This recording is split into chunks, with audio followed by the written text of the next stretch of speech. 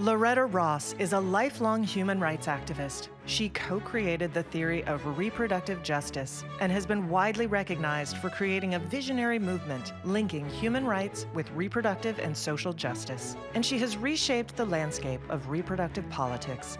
From her role as the director of one of the first rape crisis centers in the country, as national coordinator of the Sister Song Women of Color Reproductive Justice Collective, and as founder of the National Center for Human Rights Education.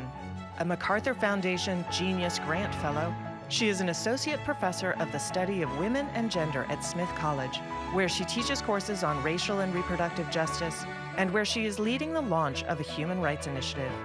In her forthcoming book, Calling in the Cancel Culture, she models a more compassionate way of speaking to each other, of movement building, and of redressing harms. With over 5 decades of grassroots organizing, Ross has built a legacy for generations of women to follow.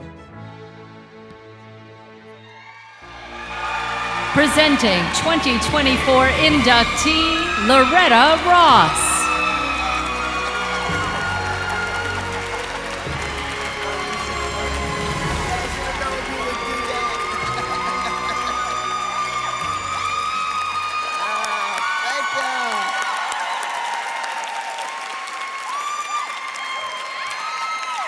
Now, they should have known better than to let a Texan do the closing. Because we take 10 minutes to say hello to see if you worth talking to.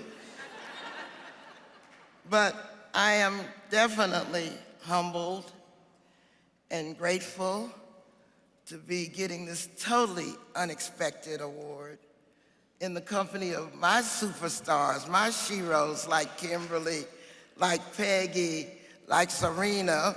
Serena, where is you, Serena? But that's another story. Okay. I had already gotten the leash so I wouldn't bum rush her. But that's all right. That day will come. But I also want to say that we're here to speak for the women who aren't here. We're speaking for the women of Israel. We're speaking for the women of the Ukraine. We're speaking for the women of Gaza. We're speaking for the women of the Sudan and the Congo. That's what women do. We never speak for ourselves. We speak for everybody because we brought people onto this planet, and it sounds like it's gonna be us that save it from the forces of fascism and hatred. We need Kimberly's analysis of what threat we're facing. We need Peggy to speak to the white folks who don't want to support white supremacy, but they're still racially illiterate. We need y'all to come on with us. And we need our families. I'm so grateful my family is here. I could cry. There's so many of this many people in my family have never been to anything I've ever been celebrated in 50 years, including my grandson. So mine is a very unexpected story. I had no idea, out of all the pain I've been through in my life, that it would lead to moments like this. And my mama, when she sent me to college, she said, Loretta, don't let success go to your head. I was like, okay, Mom, I read Reader's Digest.